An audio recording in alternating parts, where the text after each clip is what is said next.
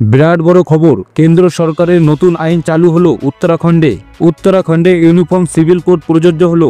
এই 5 নিয়মের গুরুত্বপূর্ণ বিষয় জেনে নিন।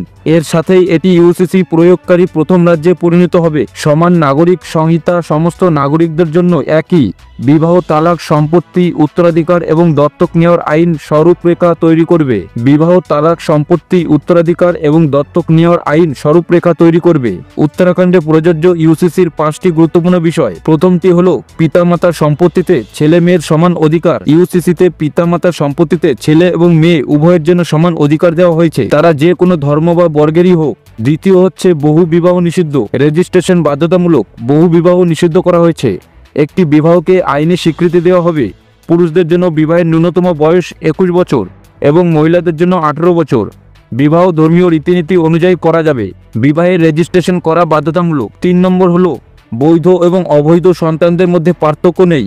ইউসিসিতে সম্পত্তির অধিকারের ক্ষেত্রে বৈধ এবং অবৈধ সন্তানদের মধ্যে পার্থক্য দূর করা হয়েছে। সমস্ত সন্তানকে জৈব সন্তান হিসেবে স্বীকৃতি দেওয়া হয়েছে।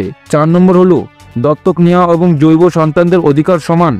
ইউসিসি নিশ্চিত করবে যে দত্তক নেওয়া, সারোগেসির মাধ্যমে জন্ম নেওয়া বা সহায়ক প্রজনন প্রযুক্তির মাধ্যমে গর্ভধারণ করা সন্তানরা জৈব সন্তানদের সমান অধিকার পাবে। 5 নম্বর হলো মৃত্যুর পর সমান সম্পত্তির অধিকার। কোনো ব্যক্তির মৃত্যুর পর তার জীবনসঙ্গী এবং সন্তানরা সমান সম্পত্তির অধিকার পাবে।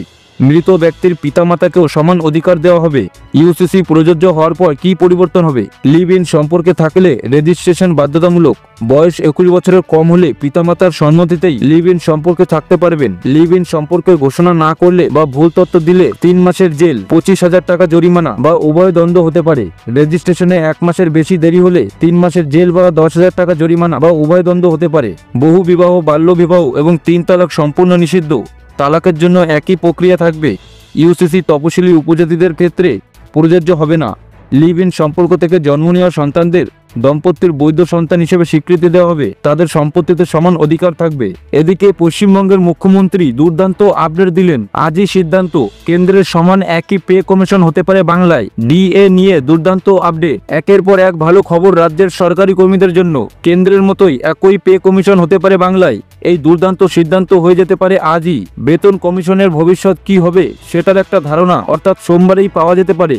ভালো খবরের আশায় সরকারি কর্মীরা। বেতন কমিশনের ভবিষ্যৎ কি হবে সেটার একটা ধারণা আজ অর্থাৎ সোমবারেই পাওয়া যেতে পারে। কেন্দ্রের মতোই একই পে কমিশন হতে পারে বাংলায়। এই দুর্দান্ত সিদ্ধান্ত হয়ে যেতে পারে আজই। ভালো খবরের আশায় সরকারি কর্মীরা। কেন্দ্রের কর্মীরা 7ম পে কমিশনের হিসাবে বেতন থেকে শুরু করে ভাতা পেলেও রাজ্য সরকারের কর্মীরা আজও 6ষ্ঠ বেতন কমিশনের আওতায়। ফলে পার্থক্য থেকেই যাচ্ছে। এরই মাঝে 8ম পে কমিশনের ঘোষণা হয়ে গিয়েছে, যেটা খুব সম্ভবত 2026 থেকে চালু হবে। অথচ এখনো পশ্চিমবঙ্গে নয়া বেতন কমিশন নিয়ে কোনো হেলদোলই দেখা যাচ্ছে না। 2016 সালের জানুয়ারিতে কেন্দ্রীয় সরকারি কর্মীদের জন্য 7ম বেতন কমিশন চালু হয়, যেটা রাজ্যে দীর্ঘ টালবাহানা করার পর 2020 সালে এসে চালু হয়। এখন কেন্দ্রে 8ম পে কমিশন আসার পরেও কি রাজ্য 6ষ্ঠতেই আটকে থাকবে নাকি 7ম বা 8ম পে কমিশনের দিকে এগোবে সেটাই দেখার বিষয়। কেন্দ্রের সমান বাংলায় বেতন কমিশন চায় কিনা সেটা ঠিক হতে পারে সোমবারের বেতন কমিশনের মাথায় কে থাকছে সেটার উপরেই। আসলে আজকেই নতুন বেতন কমিশনের চেয়ারম্যান কে হবেন সেটা নির্ধারিত হতে পারে।